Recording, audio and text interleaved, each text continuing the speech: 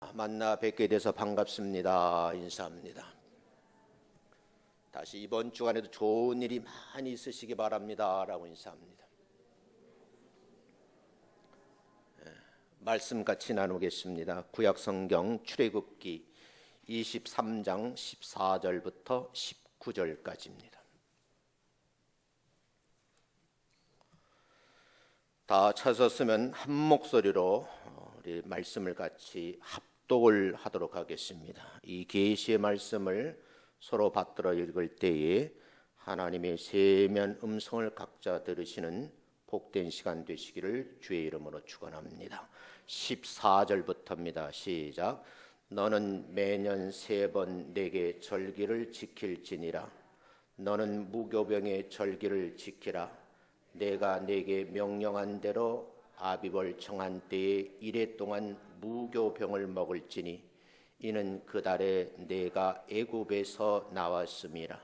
빈손으로 내 앞에 나오지 말지니라. 맥추절을 지키라. 이는 내가 수고하여 밭에 뿌린 것의 첫 열매를 거둠이니라. 수장절을 지키라. 이는 내가 수고하여 이룬 것을 연말에 밭에서부터 거두어 저장함이니라. 내 모든 남자는 매년 3번씩 주 여호와께 보일지니라. 너는 내 제물과 피를 유교병과 함께 드리지 말며 내 절기 제물의 기름을 아침까지 남겨두지 말지니라. 내 토지에서 처음 거둔 열매의 가장 좋은 것을 가져다가 너의 하나님 여호와의 전에 드릴지니라. 너는 염소 새끼를 그 어미의 젖으로 삼지 말지니라. 아멘. 여러분들 삶 속에서 가장 어려운 시기를 보내고 있는 이때에 여러분 삶 속에 찬양이 끊이지 아니하고 감사의 내용이 풍성해지시기를 주님의 이름으로 축원합니다. 요즘에 가장 시급한 것이 뭔가? 저도 새벽마다 그렇게 기도하는데 백신이 빨리 개발됐으면 좋겠다. 또 환자들에게는 치료제가 빨리 개발됐으면 좋겠다. 그런 생각을 해보는 거예요. 만약에 둘 중에 어느 것이 먼저 나왔으면 좋았을까 묻는다고는 백신이 빨리 개발되었으면 좋겠다 하는 마음의 소망은 있는데 여러 가지 자료를 점검해 보니까 빠르면 내년, 늦으면 내년 후년쯤 나온다 그래요. 어쩔 수 없이 치료제가 먼저 개발돼서 어려움 당하는 분들이 이 어려움에서 극복해냈으면 좋겠다 그런 생각을 가지고 이 한 주간에도 여러분이 끊임없이 기도에 동참해 주시기를 주의 이름으로 축원합니다. 찬양의 능력이라는 책이 있어서 우연치 않게 이 책을 보게 됐는데 이 부부가 아주 신실한 믿음을 가지고 있는 거예요. 이 가정에 선물이 주어졌어요. 그 예쁜 딸입니다. 그런데 이 부부에게 그 사랑스러운 딸이 이상한 병에 걸려서 정신병원에 입원하게 됐어요. 의사는 말하기를 정신병만 가지고 있는 것이 아니라 심부전증이 있어서 합병증이라서 좀 어려울 것 같습니다. 그런 이제 진단입니다. 이 소녀의 부모는 그때부터 하늘이 무너지는 거예요. 그래서 이 부모님들은 내 딸이 좀 치유받았으면 좋겠다 그런 마음으로 간절히 기도를 하기 시작했습니다. 시간의 흐름 속에서 딸의 병세는 나아지는 것이 아니라 점점 악화돼 가는 겁니다. 그래도 낙심하지 않고 딸을 위해서 간절한 마음으로 기도를 하고 있는데 다시 의사를 만났을 때 담당 주치의는 절망적이다라는 선고를 내렸습니다. 그러던 중 성경 말씀을 읽게 되었습니다. 그 말씀이 데살로니가전서 5장 16절부터 18절까지 있는 말씀. 여러분 입술 한번 고백하게 다 같이 한번 읽어보겠습니다. 데살로니가전서 5장 16절부터 18절입니다. 시작. 항상 기뻐하라. 쉬지 말고 기도하라. 범사에 감사하라. 이는 예수 그리스도 안에서 너희를 향하신 하나님의 뜻이니라. 아멘. 이 말씀을 읽고 나서 이 딸아이의 엄마가 참았던 눈물이 폭포수같이 쏟아지는 거예요. 그러면서 남편에게 아내가 하는 말인데, 성경은 그렇게 말씀을 하는데 내가 보기엔 무언가 잘못된 것 같아. 내 마음에 기쁨도 없고 감사도 없어요 하고 불평을 했습니다.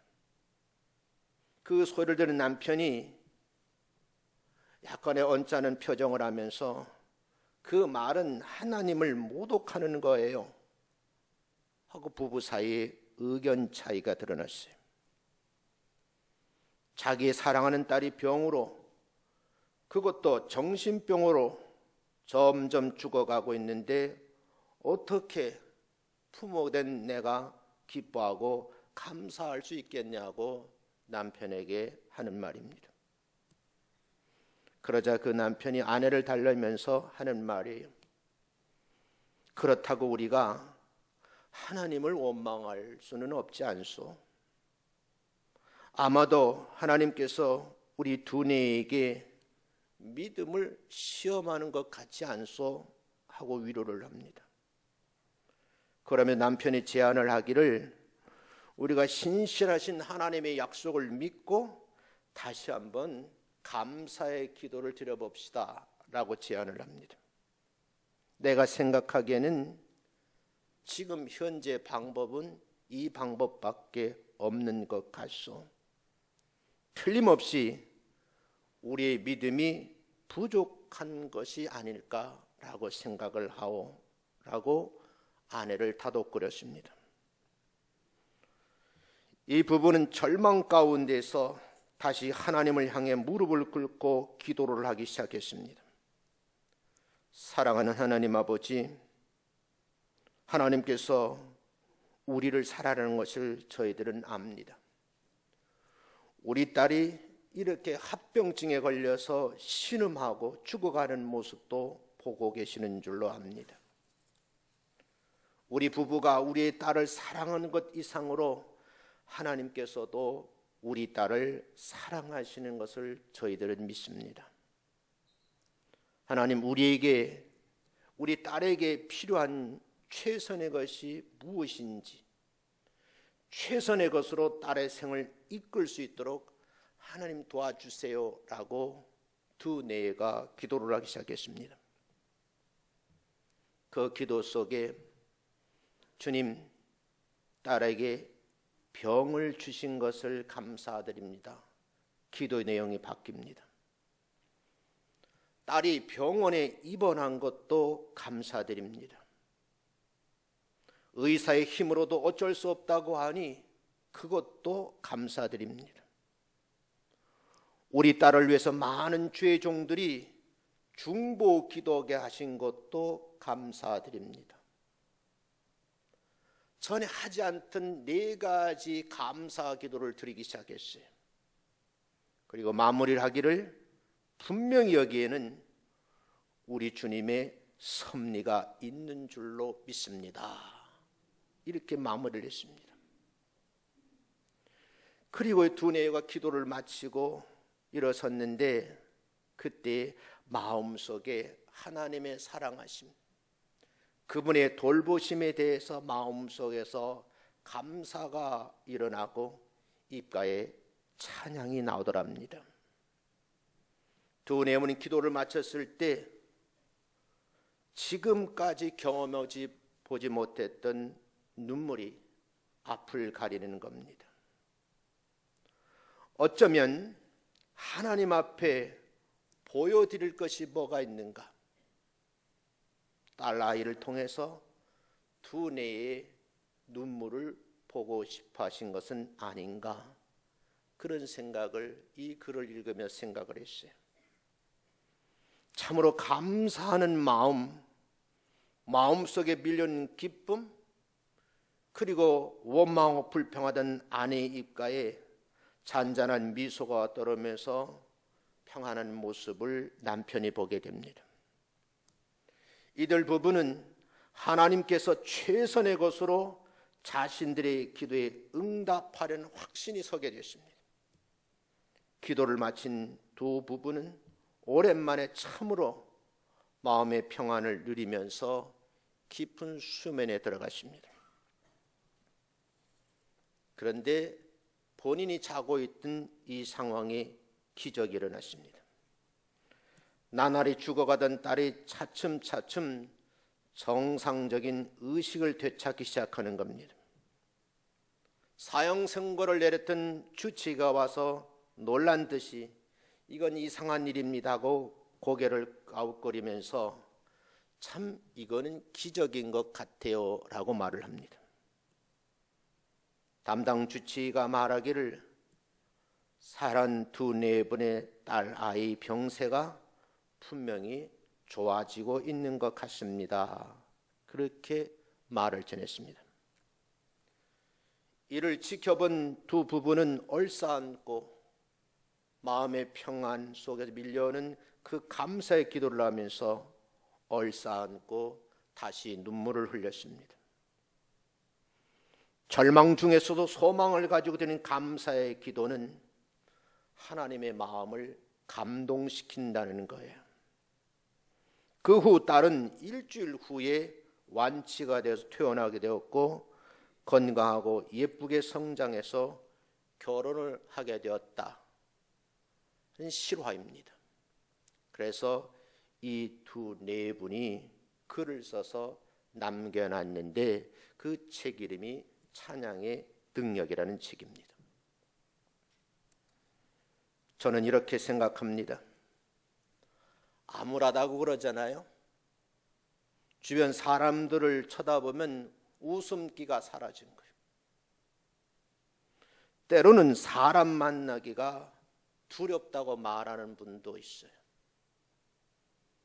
이게 한 3-4개월 정도면 끝날 줄 알았는데 점점 더 확장돼 가는 것 같고, 그것도 오르내린 뉴스에 교회 이름이 오르내리면 가슴이 떨리는 거예요. 이런 시기에 우리가 무엇을 해야 될까? 우리의 생명이 살아있는 동안 하나님 앞에 감사 고백을 많이 드리시는 여러분 되시기를 주님의 이름으로 축원합니다. 감사하는 성도의 믿음, 그 믿음이 또 다른 생명을 살린다는 거예요. 감사가 없는 성도는요, 그 영혼이 죽은 것이라고 말하고, 감사가 없는 성도는 영적인 측면으로는 성장하지 않는 안진뱅이 신앙이라는 거예요. 성도는 언제 어디에서나 감사해야지만 주일 예배 시간 그리고 절기 예배를 드리면서 넘치도록 감사할 이유가 있다는 거예요. 어떤 분은 그럴 거예요. 이 절기가 오히려 힘들 수도 있어요. 그러나 여러분, 그러면 그럴수록 감사가 회복되시는 여러분 되시기를 주님의 이름으로 축원합니다. 성경에서는 교회에서 1년에 2번 감사절을 지킨다고 합니다. 그 7월 첫 주일 지키는 맥주 감사주일, 11월 셋째 주일에 지키는 추수 감사주일이에요. 지난해 가을, 초겨울에 온 대지에 씨앗을 뿌리는 거예요. 그리고 겨울 동안에 얼어 죽지 않도록 다독거리는 거죠. 얼은 땅을 다시 밟아서 뿌리 내도록 도와주는 거예요. 그 싹이 다시 돋아나서 열매를 거두게 됐는데, 그게 여러분이 보리를 거두어 드리는 거예요. 지금 여러분들은 워낙 풍족한 시대에 사니까 이 보리의 소중함을 모르는 거예요. 저는 어렸을 때 외갓집에서 컸거든요. 외갓집 동네는 참으로 가난한 동네예요. 쌀밥 먹는 그런 집이 몇 집 안 돼요. 유일하게 우리 이모네 집이 쌀밥을 먹어서 그저 집에서 밥 주면 밥 먹기 싫으면 이모네 집에 건너가서 그저 한 끼 얻어 먹는 것이 유일한 낙이었어요. 일찍이 아버님이 돌아가셔서 고향을 온 거예요. 강원도에서 충청도 고향으로 오니까 충청도 고향에는 가난해도 그 사람들은 보리밥을 먹더라고요. 강냉이 밥 먹다가 보리밥 먹으니까 그렇게 좋을 수가 없어요. 사람이 그렇더라고요. 제가 어렸을 때 늘 새벽 기도 가서 기도한 내용이 있어요. 어르신들은 내 평생 소원 주의 일을 하는 건데 나는 계산을 했어요. 내 평생 소원 쌀밥 먹는 거. 지금도 누가 뭐래도 고집을 해요. 그렇게 쌀밥이 좋아요. 그래서 어렸을 때 꿈이 내가 성장해서 돈을 벌게 되면 집 앞에 있는 논을 사는 게 제 꿈이 있었어요. 그 정도로 제가 어린 시절에는 먹고 사는 문제가 심각한 거예요. 근데 여러분, 봄이 되어서 보리를 거두어 드리는데 제가 우리 어머니하고 농사를 지어봤거든요. 산 꼭대기에서 보리를 이렇게 거두어서 지게다 지고 집 마당까지 지고 오는 거예요. 그러면요, 보리 그 끝에 있는 까칠한 것이요, 목에 걸리면요 얼마나 따가운지 이건 해보지 않은 사람은 모르는 거예요. 얼마나 힘드는지. 내가 보리를 나르다가 도망을 갔어요, 할머니네 집으로. 그랬더니 우리 어머니가 3일 만에 나를 찾으러 온 거예요. 다 집으로 가자. 나 안 가. 지게질하기 싫어서. 조그만 아들인데 그 아들이 없으면 농사를 지을 수가 없는 거예요. 제가 이 동네 와서 교회를 조그만하게 짓고 농사를 지었잖아요. 그랬더니 처음 오신 집사님이 제가 밭에 나가서 관리기죠, 지금 경운기, 내가 쟁기도 할 줄 알잖아요. 그러니까 한참 쳐다보면서 목사님 농사일 잘하시네요. 잘하지. 왜 잘해요? 출신이 촌놈이니까. 그게 보릿고개입니다. 지금 젊은 사람들은 이해를 못해요. 보리방아 찧어서 그 보리 껍데기 겨가 나오거든요. 그걸 또 다 채로 쳐요. 그걸 가지고 와서 이스트도 없는 거예요. 그 사카린 넣어가지고 밥솥에 쪄가지고 보리겠다 그래 쪄가지고 그걸 우리 어머니가 저를 주는데 다시 먹고 싶어요, 지금은. 근데 그거 들고 다니는 게 창피한 거예요. 그런데 그걸 안 먹으면 끼니를 해결할 수가 없는 거예요. 근데 여러분, 이게 오래된 것 같잖아요. 불과 40년 전 얘기예요. 우리나라가 갑자기 부자가 된 거예요. 오늘 본문에 보면 나는 보리를 거두지 않았는데 지금 이 시대에 맥주 감사 예물을 드려야 되나요? 철기 예배를 드려야 되나요? 그렇게 묻는 분이 계실지도 몰라요. 근데 오늘 본문에 분명히 말씀하기를 16절에 이렇게 말씀이 기록되어 있습니다. 한번 읽어보겠습니다. 시작. 맥주절을 지키라. 이는 내가 수고하여 밭에 뿌린 것에 첫 열매를 거둠이라. 첫 열매를 거두어 드리는데 그 앞에 전제되어 있는 것이 내가 수고로움이 있었다는 거예요. 너의 수고로움으로 거두린 첫 열매를 지키는 절기가 맥주절이라는 거예요. 하나님의 명령입니다.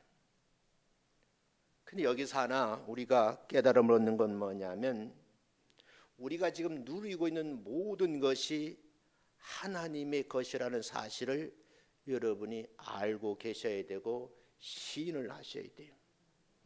어쩌면 우리의 영혼과 육신, 가정이라는 곳에 모여있는 가족들, 건강과 재산, 명예와 지위, 국가와 사회, 교회와 성도들 모두가 하나님의 소유가 아닌 것이 없는 거예요. 특히 하늘과 땅을 바라보면서 농사 짓는 농부들이 하나님의 돌보심, 그 섭리하심이 없다고 하면 곡식을 거두기가 어렵다는 거지. 지금은 다 이게 좋은 땅으로 다 만들어져 있잖아. 예전에는 선수답이라고 있었어요. 이거는 하늘만 쳐다보고 농사 짓는 거예요. 물을 퍼올릴 수가 없는 것이에요. 아랫동네는 모든 논에는 푸르게 모를 심어서 잘 자라고 있는데, 저 윗동네 있는 논에는요 아직도 물이 없어서 농사를 못 짓는 분들이 실제 있었어요. 여러분, 같은 마을에 살아도 어떤 집은 부유함을 누리는가 하면 어떤 집은 씨앗을 뿌릴 수도 없는 환경에 있는 분들이 있더라는 거예요. 가뭄이 들어도 이게 문제지만, 너무 비가 많이 와서 수해를 만나도 또 문제인 거예요. 하늘에서 비가 몇 개월만 안 내려도 사람들은 못 살겠다고 아우성을 치는 거예요. 저는 어려서 많이 봤습니다. 물을 끌어대면서 어르신들이 논가에 밤을 새우며 서로 싸움하시는 걸 많이 봤어요. 자기 돈에 물 끌어들이려고. 그때 우리 어머니가 그러더라고요. 내 논에 물이 들어가는 것과 자식 입에 곡식 들어가는 것이 그렇게 좋다 그러시더라고요. 지금 젊은 사람들은 그 말이 무슨 말인지 이해가 안 되는 거예요. 극심한 가뭄과 수해로 인해서 하나님의 섭리가 얼마나 중요한 것을 뼈저리게 느낀 거죠. 요즘 제가 목회람 느끼는 건 뭐냐면, 그래도 구간이 명간이라고 옛날 분들이 신앙이 더 돈독한 것 같아. 왜요? 우여곡절을 많이 겪었거든. 아픔도 상처도 많고요, 고통도 많았어요. 그러면서 하나님의 도우심을 많이 경험을 했거든요. 세상 살기가 어려우면 어려워질수록 세상에 재난이라는 것이 곳곳에서 밀려와요. 상상치도 못했던 코로나19와 같은 질병은 꼬리에 꼬리를 물고 지금 대한민국을 괴롭히는 거예요. 그러나 여러분, 세계 최대 강국이란 미국은요, 이 바이러스가 미국 땅으로 옮겨가면서 하루에 4, 5만 명씩 확진자가 생기고 가장 많이 죽은 나라가 됐어요. 상상할 수 없잖아요. 그런데 이 작은 나라가 모범 국가가 된 거예요. 방역을 잘한다고요. 가끔 보면 문제를 일으키는 그런 아줌마도 있고 아저씨도 있더라고. 제발 그러지 않았으면 좋겠고, 그분이 우리 교회 집사님이라는 소리가 안 들렸으면 참 좋겠어요. 뉴스에 나왔는데 밝은빛 전원기 집사가 오르동역에서 싸우더라고. 그런 소리 안 들었으면 좋겠어요. 잘하고 계시는 줄로 믿습니다. 여러분과 함께 우리 소원이 담긴 기도를 어떻게 해야 될까, 이 말씀을 좀 나누려고 그래요. 이렇게 먼저 정리할게요. 구원받은 성도는 감사의 내용이 풍성해야 될 줄로 믿습니다. 아무리 어려워도 감사의 내용이 풍성했으면 좋겠어요. 왜 하나님께 감사하냐고 물으신다고 하면 여러분들은 어떻게 대답하실 수 있는지요? 나는 하나님의 은혜로 구원받았음에 감사의 고백의 노래가 여러분의 것이 되시기를 주의 이름으로 축원합니다. 본문 말씀 보겠습니다. 14절부터 15절까지 시작.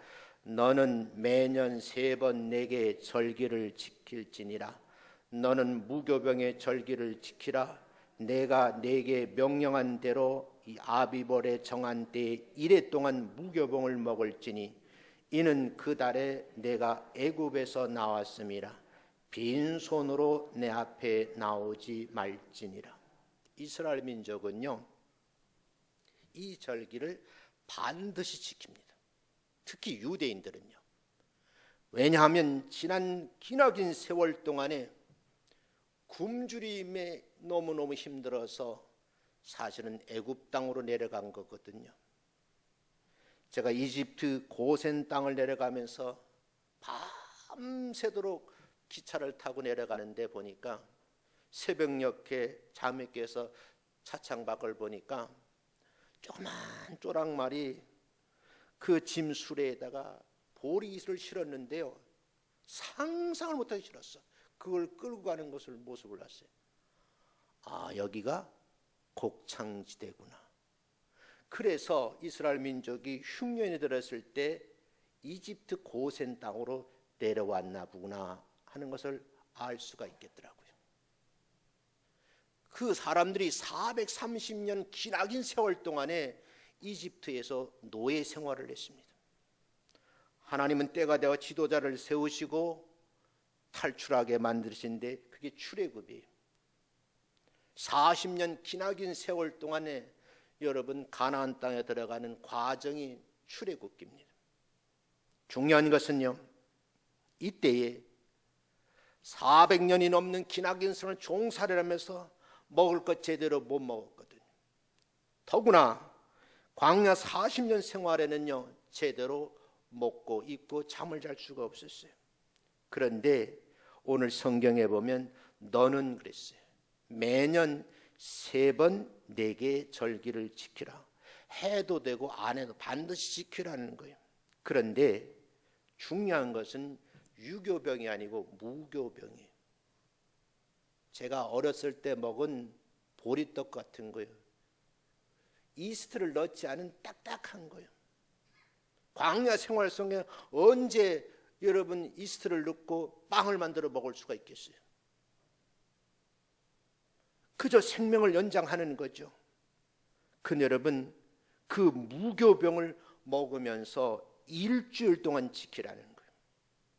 분명히 설명하기를 내가 애굽에서 나왔다는 거예요. 근데 그때를 생각하면서 빈손으로 내 앞에 나오지 말라고 그래요. 이스라엘 백성들이 애굽의 노예 생활에 해방된 것에 대해서 감사라는 그런 의미죠. 하나님의 은혜가 아니면 그들은 이 구원의 역사에 동참할 수가 없고 은혜를 누릴 수도 없는 거죠.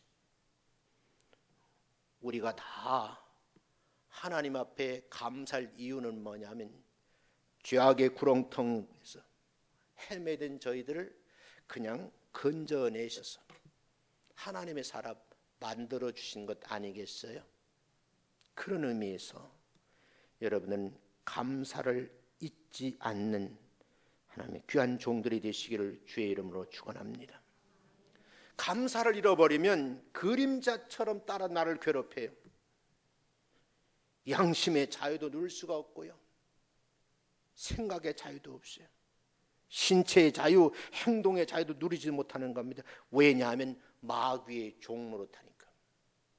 그런데 하나님은 독특한 방법으로 독생자인 예수님을 우리 땅에 보내셔서 여러분과 죄를 다 도말에 짊어지시고 십자가에 달려 돌아가셨고 3일 만에 부활하셨는데, 그분은 하나님의 보좌 우편에 지금도 여러분과 저를 위해서 기도하고 계시는 분이 성자 하나님이신 줄로 믿습니다.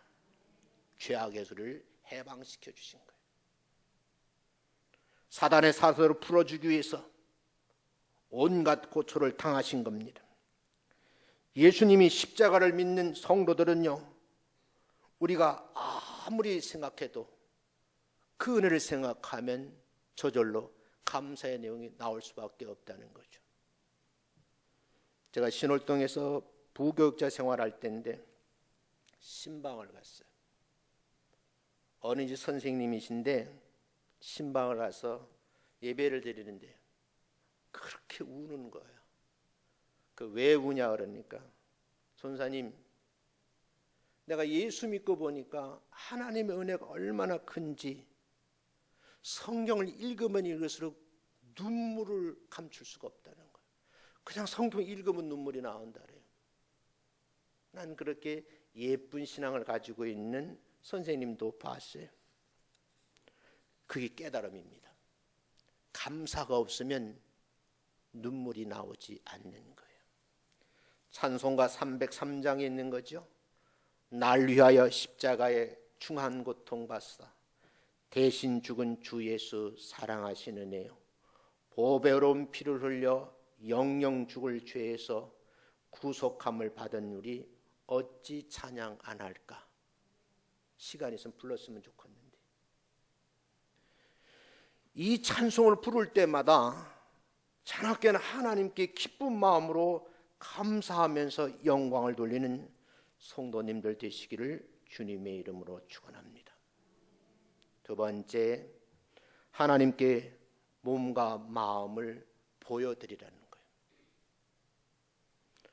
여러분, 받아 누리는 은혜를 헤아릴 수가 없잖아요. 성경은 이렇게 말합니다. 오늘 본문 17절 한번 읽어보겠습니다. 시작. 내 모든 남자는 매년 주 여호와께 보일지니라. 가운데 빠진 내용이 있어요. 여기서 남자란 말은 모든 사람을 말하는 거예요. 모든 남녀는 매년 3번씩 여호와 하나님께 보이라는 거예요. 뭘 봐요? 내 얼굴을 보이라는 거예요. 감사절기가 됐는데 430년 동안 노예 생활하다가 출애굽한 성도들이 반드시 이때가 되면 하나님의 전에 나와서 내 얼굴을 하나님 앞에 보이라는 거죠. 구원받은 성도는요, 여호와 하나님께 제일 먼저 하는 일이 뭐냐? 얼굴을 하나님 앞에 보여드리는 거예요. 그런 마음을 가지고 예배에 참석을 하셔야 돼요. 하나님은 성도의 손에 들려있는 헌금 봉투를 보시지 않는 것이 아니라 얼굴을 보시자는 거예요. 객지에 나가 있는 자식을 기다리는 부모가 얘가 이제 집에 돌아오면 돈 먼저 보자는 거예요? 자식 얼굴 먼저 보자는 거잖아요. 자식 얼굴이 보고 싶어서 그렇게 기다리는 것이 이게 부모님이에요. 저희 할머니도 명절이 되면요, 그렇게 신장로에 서서가 저희들을 기다리셔. 우리 손자 언제 오냐고. 왜 그렇게 손자를 기다리냐? 아들 같거든.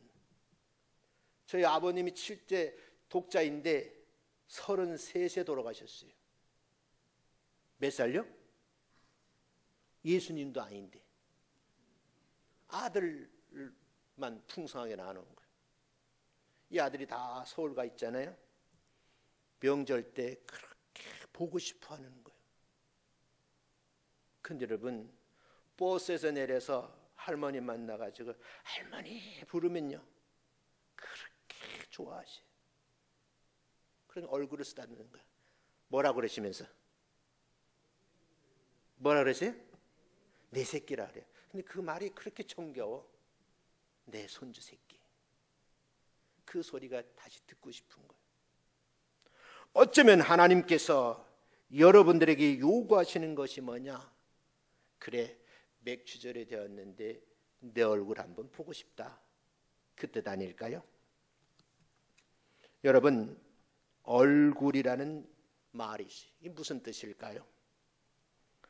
얼굴은요, 우리 많은 사람들에게 가장 소중한 것으로 여러분의 마음이라고 하는 표현을 하는 것이에요. 그래서 여기 오감, 감정을 표현하게 되어 있거든요. 근데 여러분, 어느 책에 보니까 얼굴에 대해서 재미있게 풀어서 놨더라고요. 그건 제 얘기가 아니고 그 책에 있는 얘기야. 얼굴은 이때 어른 정신이라는 거예요. 그리고 4가지 굴로 들어가야 된다 이렇게 되어 있더라고요. 첫 번째는 눈이죠. 빛이 눈 굴로 들어가야 된다는 거예요. 소리는 귀굴로 들어가야 돼요. 냄새는요 코굴로 들어가야 되고 음식은 입굴로 들어간다는 거예요. 그래야 4가지 굴에 들어온 것이 있어야 사람 구실한다 그렇게 해석을 하더라고요. 이 4가지 굴로 제대로 들어가지 아니하면 이런 사람을 보고 얼빠졌다 그래요. 들어봤어요? 뜻도 모르고 여러분이 얼빠진 놈 그랬잖아요. 4가지 굴에 들어온 게 없는 얼빠진 놈이라는 거예요.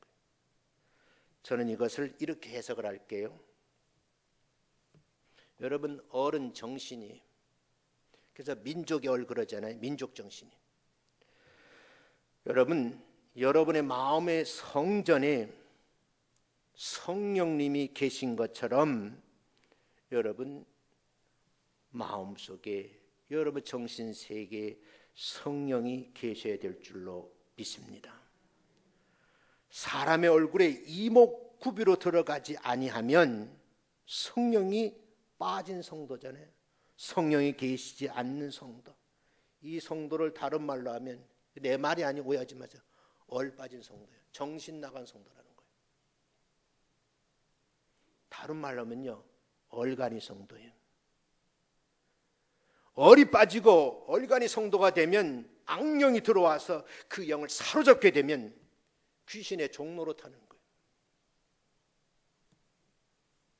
사랑하는 성도 여러분, 하나님 믿음의 이목구비가 뚜렷하고 성령 충만한 그리스도의 사람들에게 요구하시는 것이 뭐냐? 보여달라는 거예요. 내 얼굴을 보여달라는 거예요. 그리고 내 입가에 감사가 넘치는 말을 듣고 싶다는 거죠. 감사의 내용이 가득한 성도들이 모여서 드리는 축제 예배가 이게 맥주 감사주일이에요. 그래야 하나님께서 내리시는 하늘의 신령한 복과 땅의 기름진 복을 얼마나 받아 누리는지 서로 예배 속에서 보여드리는 거예요. 제가 어렸을 때 우리 시골교회 모교회는요, 시골교회잖아요. 다 농사를 짓는 분들이에요. 제가 어렸을 때 제일 좋은 날이 이 2 명절, 교회로 명절이죠. 맥주감사절, 추수감사절이에요. 근데 우리 교회 장로님들은요, 농사를 막 지니까 경쟁을 하셔. 얼마나 많은 쌀가마냐, 볕가마니지, 보리가마를 갖다 쌓아놨는지 강대상이 보이지 않을 도록 쌓아놓는 거예요. 지금 사람이 이해 못할 말이죠. 근데 그 모습만 봐도 교회가요, 부자가 된 것 같고 성도들이 풍요로워지는 거예요. 왜 그렇게 선배 장로님들이 그렇게 하셨을까? 하나님께서 내리시는 하늘의 신령한 복과 땅의 기름진 복을 받아 누리기를 원한다고 하면 여러분 얼굴을 보여드리는 여러분 되시기를 주의 이름으로 축원합니다. 3번째는 하나님께 예물을 드리는 감사가 있어야 되겠다는 거예요. 성도의 몸과 얼굴을 보기 원하시는 하나님께서 한 가지를 더 바라신다. 그래서 오늘 14절, 15절 다시 한번 읽어보겠어요. 읽어봅니다. 천천히 시작. 너는 매년 3번 내게 절기를 지킬지니라. 너는 무교병의 절기를 지키라. 내가 내게 명령한 대로 아비월에 정한 때 이래 동안 무교봉을 먹을지니 이는 그 달에 내가 애굽에서 나왔음이라. 빈손으로 내 앞에 나오지 말지니라. 다시 해석하면 예물을 들고 나오라 그 말이에요. 근데 어떤 예물? 감사의 예물. 여러분 절기 때 하나님께 나오면서 빈손으로 오지 말라고 성경은 강조를 하고 있습니다. 창세기 4장에 보면 가인과 아벨이 하나님께 드린 감사의 제사가 기록되어 있습니다. 그런데 중요한 것은 문제가 생겼어요. 아벨의 제물은 받으시고 가인의 제물은 받지 않으셨다는 것. 왜 그러셨을까? 가인의 예물은 땅에서 나는 소산만 드렸을 뿐인데 받지 않은 이유를 구체적으로 성경 전체를 보면 희생의 피가 없는 예물이었다는 거예요. 그러나 아벨은요, 양의 기름과 피를 드렸습니다. 하나님은 인류 구원을 위해서 예수님의 보혈의 피가 필요하셨잖아요. 그래서 예수님은 십자가에 달리셔서 피를 들이신 거예요. 물과 피를 다 쏟으신 거예요. 오늘 여러분과 제가 이 그리스도의 정신을 좀 배울 필요가 있다는 거예요. 많이 드리든 적게 드리든 그것이 문제가 아니고 내가 희생으로 드린 예물이냐 형식으로 그냥 허드레로 드린 예물이냐 거기가 더 중요한 거예요. 사도 바울은 데살로니가전서 5장 18절에 뭐라 그랬어요? 범사에 감사라. 내가 기쁠 때 감사는 누구나 할 수 있어요. 극한 상황이 벌어졌을 때도 감사할 수 있는. 제가 앞에 말씀드린 이 두 내어처럼 딸아이가 정신질환에 걸리고 신부전증에 걸려 다 죽어가는 모든 사람은 안 된다고 그래요. 남편의 믿음이 아내를 부추기는 거예요. 원망하고 불평하지 맙시다. 감사를 찾아가 봅시다. 두 내가 눈물을 흘리면서 감사의 기도를 할 때에 하나님은 그 부부에게 기적을 보여주시는 거예요. 내가 먼저 보여드릴 것이 있다, 그 말씀입니다. 원망과 불평의 노예에 대한 사람이 아니라 감사하는 성도의 삶 속에 넘치도록 부어지는 하나님의 선물이 있는데 그 선물을 받아 누리지 못하는 사람은 뭐냐? 감사의 부재예요. 그리고 그분을 가만히 관찰해 보면 매사에 부정적인 말을 많이 하고 본인 스스로가 나는 불행하다고 생각해요. 그리고 나는 도저히 이 위기를 극복해낼 수 없다고 절망을 노래해요. 같은 말이라도 불행하다고 말하면 안 돼요. 나는 행복한 사람이라고 스스로 말할 수 있는 여러분 되시기를 주님의 이름으로 축원합니다. 어떤 환자가 병원에서 그랬다는 거 아니에요? 한쪽 다리를 잘라낸 거예요. 그러니까 눈을 떠보니까 만져본 다리가 없어. 초창기에는요 얼마나 원망했는지 몰라요. 전사님의 말씀을 듣고 신앙을 회복하면서 마지막에 고백은 뭐냐면 하나님 두 다리가 다 없어지지 아니하고 한 다리로 걸을 수 있어서 감사합니다. 그렇게 고백을 하더라는 거예요. 없는 중에서도 감사할 수 있는 여유를 갖는 믿음의 사람들 되시기를 주의 이름으로 축원합니다. 여러분 본문에서는 이렇게 말씀을 하셔요. 18절 19절 다시 읽어봅니다. 시작. 너는 내 제물의 피를 유교병과 함께 드리지 말며. 유교병은 뭐겠어요? 무교병은 누룩이 없는 것이고 유교병은요 맛있는 케이크야. 입에 넣으면 아주 단맛이 나고요. 그 무슨 어떤 말로 표현을 할까? 살살 녹는 거예요. 무교병은요 딱딱해요. 맛이 없어요. 근데 분명히 말하기를 유교병과 함께 드리지 말며, 그 다음 시작. 내 절기의 제물의 기름을 아침까지 남겨두지 말라. 내 토지에서 처음 거둔 열매의 가장 좋은 것을 가져다가 너의 하나님 여호와의 전에 드릴지니라. 너는 염소 새끼를 그 어미의 젖으로 삼지를 말라. 여러분 극한 상황 속에서도 열악한 것을 가지고도 뭐예요? 감사할 수 있는 기간이 그게 뭐예요? 여러분 맥주가 그 7일 동안 하는 거예요. 유대인들이 지키는 것처럼요.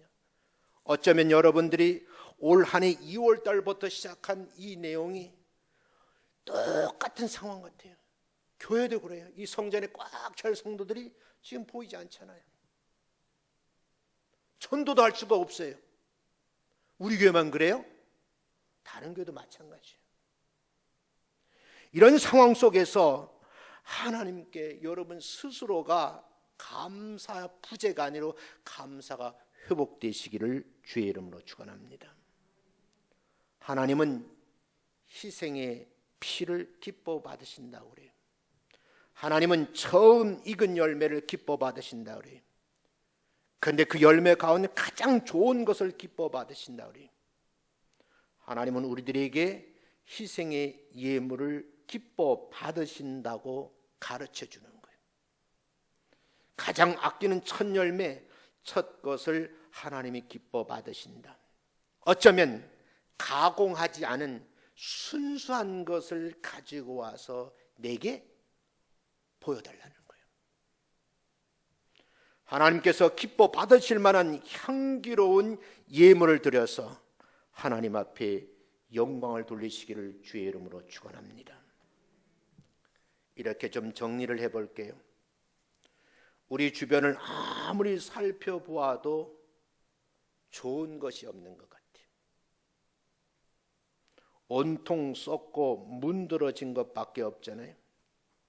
그런데 그런 극한 상황 속에서도 하나님께 감사가 회복되시기를 주의 이름으로 축원합니다. 다시 말씀드릴게요. 그 사랑하는 딸이 정신질환자예요. 신부전증 환자예요. 의사는 못 산다고 그래요. 살 가망이 없다고 말해요. 아내도 남편 앞에서 왜 우리 가정에게 이런 일이 왔냐고 원망하는 거예요.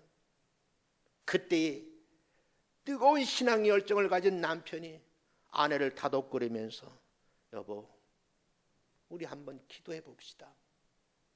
그때 뭐예요? 그들 입가에서 4가지 감사의 기도가 나오잖아요. 그 입가에 나오는 4가지 감사의 내용을 들으신 하나님께서 두뇌에게 평안한 잠을 허락하시고 그 밤에 딸아이가 낳는 기적이 일어나더라 하는 것이 제가 들은 예화예요. 사랑하는 성도 여러분, 우리들의 생명과 건강, 가정의 평안을 어떻게 지켜나갈 수 있을까요? 시인은 이렇게 노래를 했습니다. 시편 136편 1절 다 함께 읽어보겠습니다. 시작. 여호와께 감사하라. 그는 선하시며 그 인자하심이 영원하미로다. 매 주일마다 아침에 눈을 뜰 때마다 하나님께 감사의 고백을 올려드리시는 여러분 되시기를 주의 이름으로 축원합니다.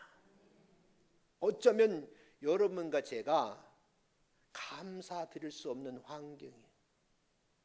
그런데 이 맥추절을 맞이하면서 다시 한번 여러분 입가에 감사가 회복되었으면 우리 교회에 좋은 일이 많이 일어날 줄로 믿습니다.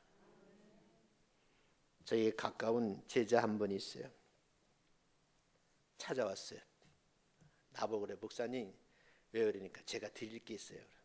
뭘 줄 게 있어? 그러니까 마스크를 한 50장 날 주더라고요. 이거 어떻게 나는 거예요? 아, 제가 대박 났어요. 그래. 다 어려운데 무슨 대박이야? 요즘 대박 나는 사람 무슨 사람이에요? 여러분 그 쓰고 있는 마스크 생산하는 사람들. 지금 뒷북 치면 안 돼요. 남들이 다 안 된다고 할 적에 그걸 근신히 붙잡고 있는 거예요. 큰 여러분, 이분에게는요, 우리가 지금 어려움 당한 이때에 마스크 팔아서 뭐가 됐어요? 내 그 말 그대로 하면 평생 먹고 살 돈이래요. 그 소리를 들으면서 갑자기 배가 아파지더라고.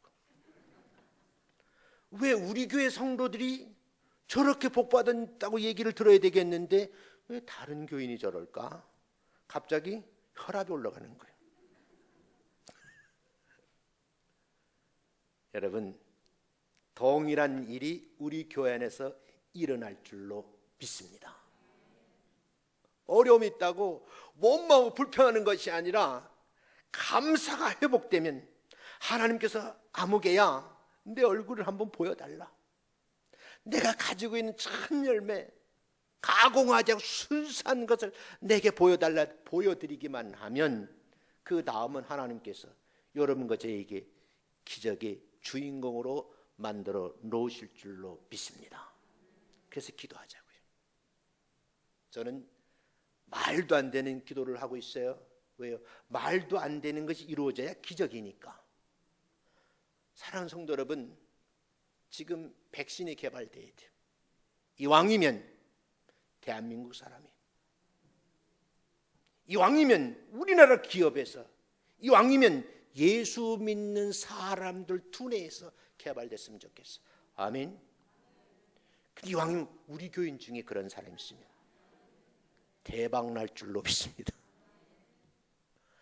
치료제가 개발돼요. 그런데 어느 날 뉴스에 나온 거예요. 그 치료를 개발한 암흑의 박사가 발급비 저 넘게 출석한다고. 할렐루야. 교회는 그렇게 부흥시키는 거예요. 길거리 나가서 아무리 전도진 안 해도 요즘 와 안 와? 안 와요. 저 거리에서 전도를 해봤대요. 뻥튀기를 나눠준 거예요. 그러니까 가다가 집어던지면서 내가 거진 줄 알아. 요즘 성도들 그래요. 따라합니다. 수준 높게, 차원 높게 예수 믿고 복 받으십시다. 옆 사람에게 복 받으십시다. 기도하겠습니다.